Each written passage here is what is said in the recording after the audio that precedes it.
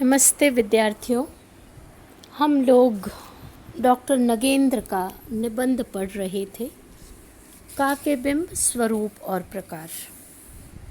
हमने अपने वीडियो में निबंध को भी डाला था। संभवतः आप सभी विद्यार्थियों ने पढ़ लिया होगा। अगर नहीं पढ़ा है तो पढ़ लीजिए। आज हम इस निबंध की विषय वस्तु के समापन पर चर्चा करेंगे। हमने अपने पूर्व के 2 वीडियो में साहित्य में बिंब का क्या महत्व है, रचनाकार ने बिंब को किस प्रकार परिभाषित किया है, बिंब के स्वरूप किस प्रकार के हैं और बिंब का काव्य में क्या महत्व है, इन सभी बातों पर चर्चा की। और लेखक ने कुछ और महत्वपूर्ण बातों की ओर संकेत करते हुए निबंध में यह बताने का प्रयास किया है कि चाहे हम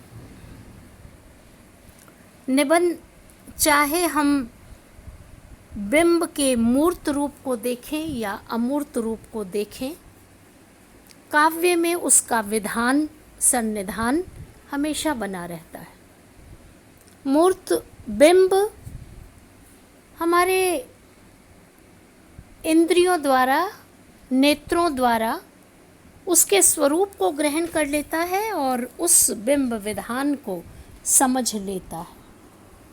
लेखक ने बताने का प्रयास किया है कि यह काव्य के लिए, रचना के लिए चित्र की तरह से, छवि की तरह से महत्वपूर्ण है और रचनाकार उस छवि को पढ़ करके बिंब को समझ लेता है, बिंब का अनुमान लगा लेता है और बिंब की अनुभूति को ग्रहण करता है। लेखक ने यह बताने का प्रयास किया है कि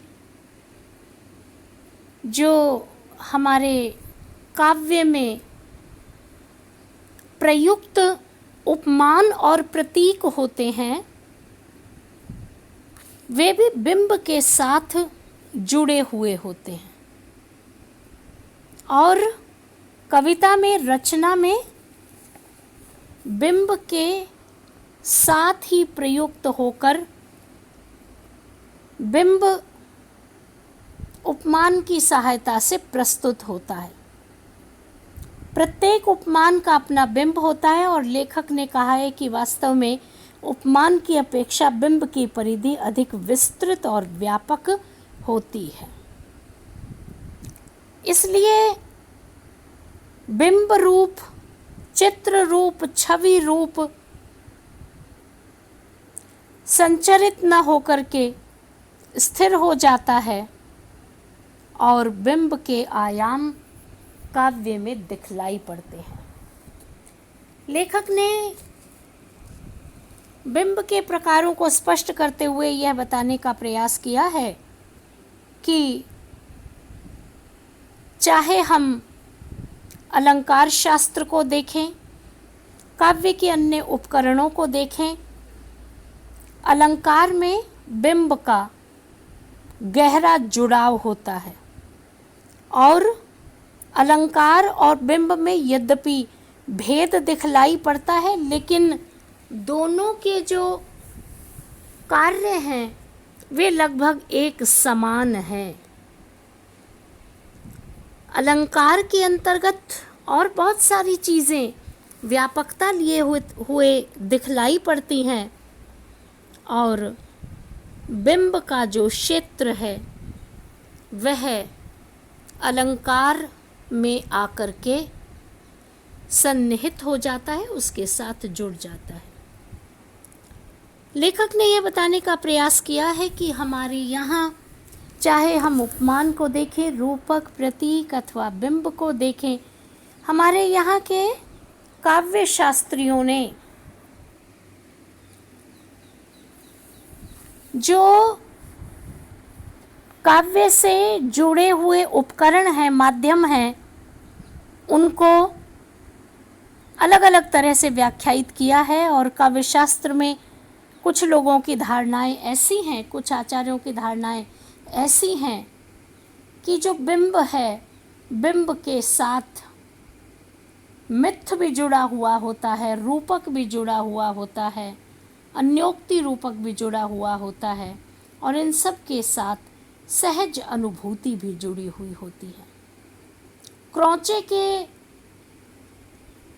सौंदर्य शास्त्र में, क्रौचे के दर्शन शास्त्र में सहज अनुभूति जो होती है वह काव्य के लिए बड़ी महत्वपूर्ण गिनी जाती है, मानी जाती है। और यह कहा जाता है कि वास्तव में आत्मा की जो क्रिया है, जो बिंब का उत्पादन करती है, वह बिंब में ही अभेद होती है। इसलिए सहज अनुभूति और बिंब का जो संबंध है वह अभेद है। डॉक्टर नगेंद्र कहते हैं कि हम अमूर्त सिद्धांत को देखें, अमूर्त विचारधारा को मूर्त रूप देने के लिए बिंब विधान की सृष्टि की जाती है। और चाहे हम किसी पुरा कथा में देखें, कल्प कथा में देखें, मिथक में देखें, कल्पना के साथ बिंब का महत्वपूर्ण योगदान होता है और बिंब की अनिवार्यता बनी रहती है।